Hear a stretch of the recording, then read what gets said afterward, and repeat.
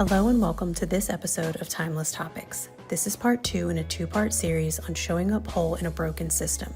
In this episode, we discuss everything from the importance of community amongst team members to staying optimistic in healthcare. We did want to call out that when we were recording this episode, I lost my internet connection during the middle of a very passionate rant, but don't fret. Tracey and Mary kept things going and I rejoined not too long after. We're so excited you're back with us, and let's go ahead and jump back into the conversation. I think when everybody is functioning from a survival mindset, then you can't really expect anything but that, right? And what we're talking about is the next step, right? It's not even thriving, it's what the work that takes to get to thriving. But if you're living every single day and every shift, sometimes every assessment or every hour by, oh, thank God we made it through, then you can't have this broader scope of thinking about what is the impact behind this, because I'm just focused on not dying right now. And really from both sides, right? On the system side and on the patient or family side. But it's seeing this place of like also having confidence, maybe not be the right word, of knowing that I am doing what I can to promote survival. So if I know that that system is on lock, rather than coasting there, why don't I then see, okay, let me build on that a little bit. What could I do to then get us closer towards connection, which might end up with thriving, right? But like you mentioned, when that allostatic load is overwhelmed for everybody, it's really hard for me to care about you when I can't get through the day, you know? And if I'm worried about paying my bills and, my point system from being late, my kid's got a meeting at school, my car needs new tires, and now you want me to sit here and hold your hand and listen to you talk about how your meemaw's sick? I don't have space for it. I don't have it. Like intellectually, cognitively, I could tell you, oh, I'm sorry you're going through this. But I can't put anything to it because I am suffering too. Yeah. And it's like this collective suffering just begets more collective suffering. I was sharing with someone what we were doing kind of in our circle. And this was another person who is an older seasoned clinician. And we were talking about the dynamics between the providers, the nurses, the APPs, et cetera, and the difference. And I was like, I think we figured out the answer, circle time, right? We need to go back to circle time because we were just all kind of sitting around talking about our personal growth, our children, the ones whose children are now going off to college. And it's like, oh man, I remember when you were pregnant and we had to push you around in a chair because you were having preterm contractions and we were worried, but you were the doctor, so you couldn't leave. So, right. But, and now it's like, she's going off to college. What? But that dynamic of knowing who their physician is as a person, as a mother, as a wife, Not just right? in title. Exactly. And the huge impact it made on our ability to work together, right? And when she was in a critical situation, and again, in the throes of her own trauma with this patient who was not doing well, and her tone became a little sharp, I recognized that that was her way of displaying her grief, her stress, her whatever she was going through. And I didn't take it personal. And at the end of it, you want to go out to breakfast? Sure. Right. And that huge difference that it made. And, I don't know. I hope that this resonates with somebody that can say, yes, there's this checklist of things I need to do. Yes, there's this aspect of what the hospital tells me I have to do, but also remembering that everybody around me, not just my patient, are humans. And I don't know what someone else is going through right now. I don't know what path they are walking and what they are navigating. Not to give anyone an excuse to be mean, rude, disrespectful, whatever, but stopping and thinking about what someone else is going through. And is that sharp tone not really intended for me, but is it just the culmination of the fact that everything in that person's life right now feels upside down and disarray?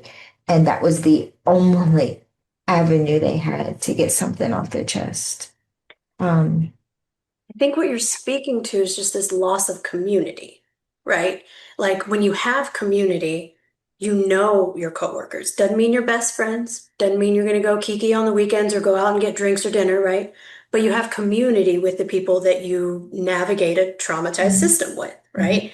So you can see the, okay, that's the Jessi coming mhm, out versus mhm, that's the nurse, right? Like mhm, to say like I'm not mad at you, I'm mad at this situation because we can't seem to get it under control despite all of our best efforts, right? I mhm, mean, I've had codes and where everybody just is just like, well, shit, like we mhm, did everything mhm, and you still don't win sometimes. But you could look around at your team because of the community and go, we really did what we could, and you could support each other and then made space to support the family, right? mhm, Because you can follow things to a list. You could follow that NRP algorithm to a checklist, but it still is the interdisciplinary and inner teamwork that makes a difference, right? mhm, And I think that's a lot of what's missing in all the areas of all the different disciplines that you see in a hospital setting is there's not a lot of shared community anymore. Um, and that makes it really hard to then see the person despite the title because you're kind of by default going to see the title first. We talk about in the literature how it's impactful for our families to have family support groups, right? And we encourage that. And we have our family advisory board and all of those things to support them. But when you said community, it made me think about why don't we encourage that for ourselves? Why don't we recognize that maybe we do need that? Which some of that, right, goes back to this conversation of belonging to professional organizations and how that can be impactful from a networking standpoint, as well as just sometimes being around those like-minded people.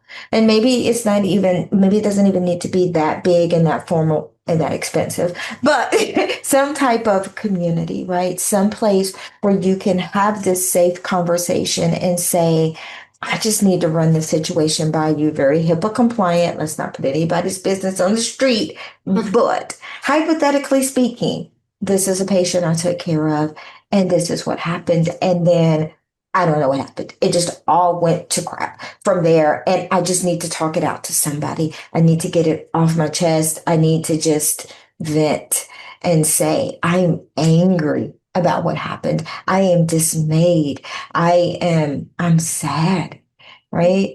Or we don't do this enough. I'm so happy. Like, did you see this baby that I sat up all night for like 5 nights and I have multiple gray hairs named after that child? And look at him now. He's going to kindergarten, right? I don't think we do that enough. Yeah, I think we're just kind of stuck in this rut of show up, go home, show up, go home, without realizing that, we are playing a very impactful role and that is heavy, and we need a space to process that, right? And reach out for validation from like-minded people.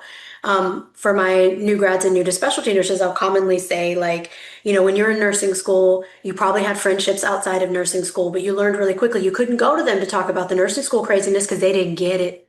They didn't get all the crazy stuff you had to do, and you're freaked out about putting gloves on. You're like, sterile gloves, it's different, But if you don't know that, it just seems crazy, right? And I'm sure accountants probably have the same thing, right? But I'm not an accountant, so I can't speak to that.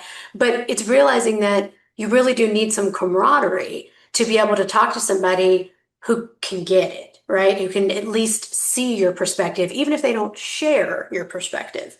But they can say, yeah, I could see where you would feel that way. And either you get validation that helps you process and integrate, or you learn something, like, oh, did you think about it this way? Oh, no, I didn't think about it that way. And now you can take that to the next situation that is somewhat similar and be like, hey, I wonder if what so and so is saying applies here. So, like, you're benefiting kind of like in both ways. I think the challenge, although I think what you're saying is all so beautiful, and I had this visual of originally when we were talking about the systems, and I kind of made a mention about it being hollow. And what you guys are describing is really the gooey center, right? Which is that camaraderie, the collegiality, the respect. All of those things really can fill in that gap. And some systems, I think part of the conversation made me also think about, how we have staff meetings and that sort of thing. But oftentimes those meetings, which feel like potentially an opportunity for camaraderie, comradeship. I don't know what's the right word for it, for the camaraderie or the collegiality, often falls flat because it's usually very agenda driven. It's someone else's checklist that they're ticking off that you show up and that you're present for. So trying to figure out, how to reconnect at those levels that feel safe, they feel authentic, they don't feel clicky, they feel inclusive. Um, but I know I already said this word, but I'm going to say it again, but they truly feel authentic, can maybe begin to bridge some of those wounds of isolation and separateness that folks feel as a consequence of working in these systems. Because I think what both of you shared that triggered a thought in me is I I feel like I have no agency if I don't feel seen, if I don't feel a sense of connection, not just with my work or just with my checklist, but actually with the other, compassionate hearts that are in the space together. And those are the elements that can begin to shift the tide.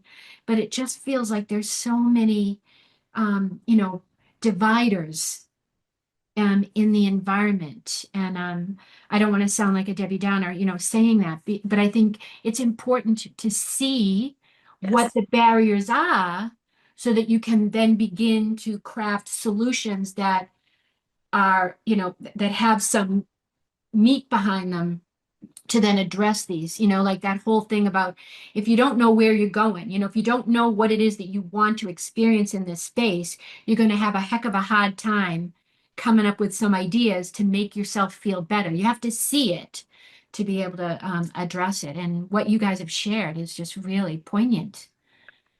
One of my dearest friends, one of my favorite people on the planet, is a clinical nurse specialist, which is one of my favorite roles in healthcare, even though most people don't understand it or respect it. But one of the primary jobs of a CNS is to drill down to what is the actual problem. Because you can solve any problem that you make up. If you can walk into a meeting with a solution, but you didn't do the due diligence on the problem, your solution might not mean anything, Yeah. right? Yeah. So commonly when we're talking about problems, both of us will immediately go to, okay, but what's the barrier? What was the actual issue?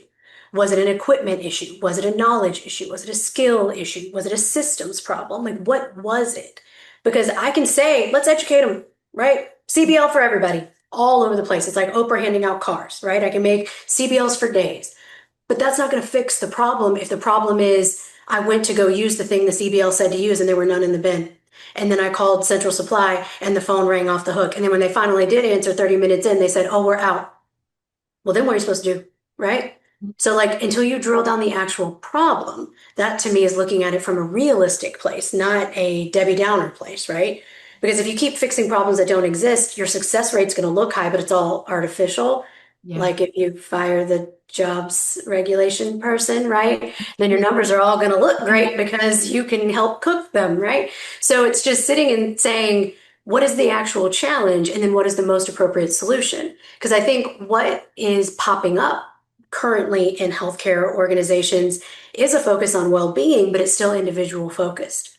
It's basically pull you up by your bootstraps kind of mentality, but dressed in some trauma-informed language, which I would argue is not trauma-informed, right? So you go to these classes and you're like, I mean, you mean well, but you're not quite hitting the nail on the head though, because you're still looking at someone and going, you're burned out. You should fix that. Mhm. You want some candy? You want to take a walk? You want, sabbatical? Like, what do you need? Because everybody else is fine. It's just you. Yeah. So then people can walk out feeling like, well, maybe it is me. Maybe I can't do this. Maybe I need to leave the profession. Or maybe I need to leave the hospital setting and try outpatient. And then now here I am with this inpatient nursing shortage. that we kind of cultivated, or at least didn't do the most to prevent, right? And so then it's kind of hard to put all your weight behind some of those initiatives, even though on paper it aligns with who I am on paper. But the operationalization of it, right? The actual action behind it sometimes just falls short a little bit. So we should revolutionize all of them, is my answer. Blow it all up, start over. I think that That's there's some probably wisdom the in that. answer. Wisdom in that. Yep, It's like exactly. radical connection. I think people need to be connected to themselves. I think they need to be connected to their systems, to their patients. I think we have dehumanized every aspect of healthcare, and it leads you to this place where you look around and everybody is like 10 steps from a robot, and you don't need a robot. You need a person Yeah. with a nervous system and a critical thinking brain and the ability to connect you with people who can help you. Yeah. We don't need a phone tree. Yeah. If we as nurses don't demonstrate that, then I think society as a whole don't recognize that, right? And they will begin to think that we can be replaced Oh, by either a robot or, again, back to our original conversation, anybody with a license and a pulse, yeah. right? And we have to demonstrate what we as nurses are bringing to the table. What was the original intent for the nursing profession? Let's take it back old school, right? Think sometimes about the technology and getting rid of the technology and remembering to look, listen, feel, talk to your patients, right? Like those things that we don't do as much. How many people rely, especially in the NICU, on the monitor? But did you look down to see whether or not the baby was breathing? I understand your monitor says apnea, but if you look, he's holding his lead in his hand, right? So he's obviously breathing. And so we've gotten so far removed from the basics. And those are the things that robots can't do. Those are the things that anyone who has a pulse can't do. They can't troubleshoot that. They can't think about that. They're going to go strictly off the monitor. Monitor says apneic. I should start bagging. In the meantime, the child is fighting, right? Like, please stop bagging me. Woman, I am breathing. Yeah. Those things are what we need to go back to. Yeah. Yeah, I had a conversation last week, and they said it was a new grad, and she was just saying what was said to her, right? Relaying information. And she was like, "Well, the baby's self-extubated." And I was like, "Tell me a little bit about your patient." And they're like, "Oh, well, he's the 22-weeker that was born last week." I was like, "Okay, well, let me rephrase that for you, right? Your patient who was born at 22 weeks, who was intubated, had an unplanned extubation that he was mechanically and from a muscular standpoint incapable of doing himself. So you, as the system, allowed this unplanned extubation to happen. And I don't say that to shame you or to make you feel terrible. But I do love that. I mean, that it makes such a difference when you rephrase how someone is talking about a patient, right? When you label them as their diagnoses, it sounds so different when you just tweak the words a hair, right? That has always been one of my biggest pet peeves is when people refer to the patient by their gestational age or worse yet, by their room number. So I have the patients in 2 and 3. I was like, oh, you mean Sally and John? Okay, great. All right. And the nurses look at me like, ew, why are you so uptight? And I was like, well, because that gives them their personality. That is why for me, I always ask a family, so does the baby have a name yet? Right? And if they're not ready to share, great. If they are, it's like wonderful. I just want to call Henry by his name instead of baby boy, right? And I hope for a family member that makes a difference. I think so. And I love the way you just phrase that too, because it also feels like it would remind me, like it reminds me that, really the sacred nature of my work. I'm caring for another human being. I'm not caring for a premature set of lungs. I'm caring Hmm. for a human being whose lungs have actually happen to be underdeveloped as a consequence of their prematurity. But you know what I mean? Like it keeps you grounded on Yes. work. And it's Yes. a And slippery slope, mhm. that you can just, Oh, you yeah. start disconnecting, and Hmm. before you know it, you're Hmm. light It's years away. so easy, Mhm. right? I mean, and I can say as the NP, it is hard when you have 10, 15, and in some institutions, 20 patients to try to remember to not say the 22 weeker or the meconium aspiration. It's like, no, like that's his condition. And, and sometimes I will say, especially if I am working as a locums or as a PRN and I'm not there that often, I may need a little reminder, right? If you come in as the nurse and you say, so baby Jessi, right? As whatever. And I may be like, okay, so remind me of which one that is, right? Still not going to remember if you tell me the room number because I only work here once every 6 weeks. Yeah. So give me a little context, right? The baby born at 22 weeks who's on the jet. Got you. I do remember that baby now. Okay, now tell me the rest of the story, right? But to just come in and say the 22 weeker on the jet, oh, that is one of my biggest pet peeves. Yeah, I'm so with you. We started talking about that's one of my biggest pet peeves, right? So- Yeah. Yes, I was like, your patient is born at 22 weeks, right? Mhm. And they, especially a patient born at 22 weeks, cannot intentionally pull an endotracheal tube out, right? So we as healthcare providers allowed this unplanned extubation to happen, right? And not from a place of shame, but just from a place of like knowledge and accountability, and that this is part of your way of caring for this patient. Making sure that it's secured appropriately, checking that it's secured at the right place. Because if you are born at 22 weeks, half a CM might mean out, Yeah. right? And so you need to know where you're at and keep an eye on it so that you can keep it from being a tragic unplanned extubation. Right. But to have it be such a patient blaming narrative of, well, he's self-extubated, he physically can't do that. Right. So that means the situation was right for that tube to slide right on out, right? So you then have to make sure that you're coming correct before you pass off blame to the patient. Yeah. And, to her credit, she was like, oh, I never thought of it that way before. Because if that's not how it's presented, you'd think, well, self-extubations are what we call it, right? And of course, that language comes from the adult side where they do actually self-extubate, which is why they are sedated and things like that. That they, because of the overwhelming pain of intubation, there's not a provider in the world that will ever convince me it's not painful. Like, it is uncomfortable and they will try to pull it out. But a baby is not going to do that, you Yeah. know, especially a baby with no muscles yet. Like he hasn't built them yet. We have to help him. That's another thing you got to do. You got to help build those, I think you also speak to though, like how the system is just riddled with a blaming culture, and stuff rolls downhill.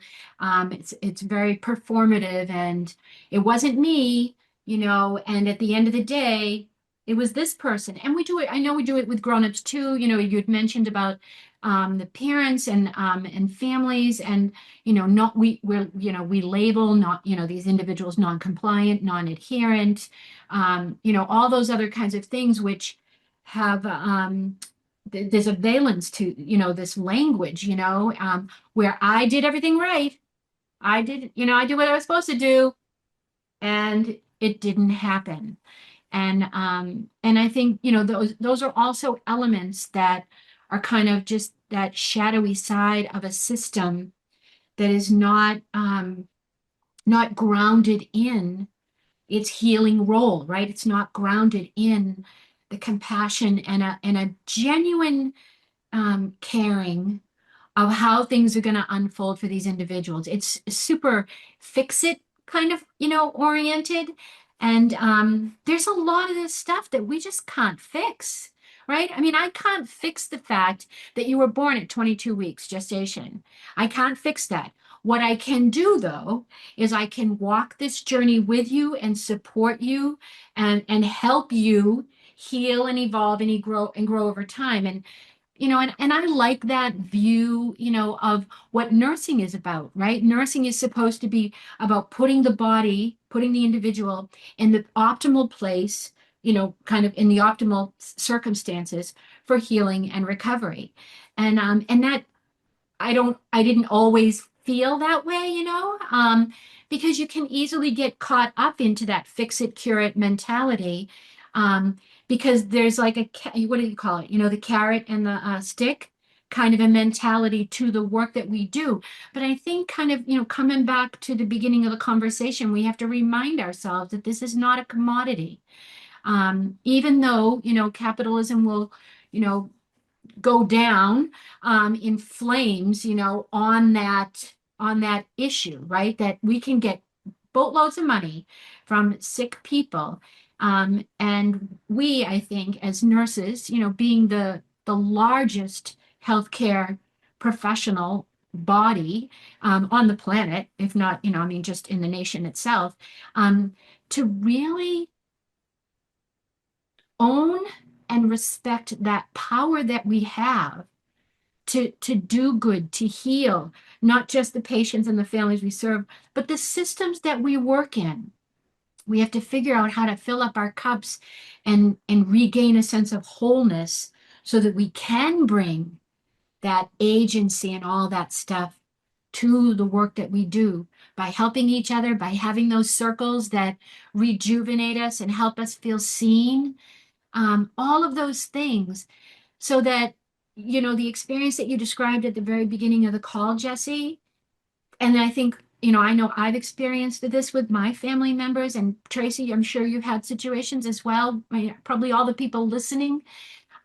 We need to make those never events, But in order to do that, like you so aptly explained, I need to understand what is the problem. And that will help me unlock the doors to start to figure out what are the things I can do then to address those challenges. It's a big job. It is a big job, but I think it's achievable though. I think we can do it. Yeah. And like I said, maybe I'm delusional. I don't know. But I really think that most of us got into whatever part of the helping profession we're practicing in for a good reason. And if we can reconnect with that and put that at the forefront of why we make decisions and how we design our systems, we can do it. Now, I'm not Pollyanna enough to say that it's easy because it for damn sure is not going to be easy. But nursing isn't easy, right? Like healthcare isn't easy. I don't think any of us are necessarily averse to a challenge.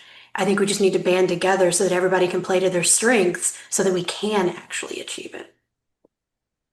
And I think this is one of the first steps, right? Is just talking about it Mhm. and saying this is an issue. And then we move forward and being open to hearing different opinions, viewpoints, recognizing that we all bring something to the table. I think this is one of the beautiful aspects of our small group here that we're trying to open it up to others is to say we come in with different views, different opinions, but ultimately all wanting the same end result. So we can get there. We're going to be optimistic on it. We got it. I love Can't it. think of a better way to end on that. Thank you for joining us for this episode of Timeless Topics. We welcome your feedback and suggestions, so please reach out. Our handle on all social media platforms is @TimelessTopicsNICU, and our email address is timelesstopicsnicu@gmail.com. See you next time.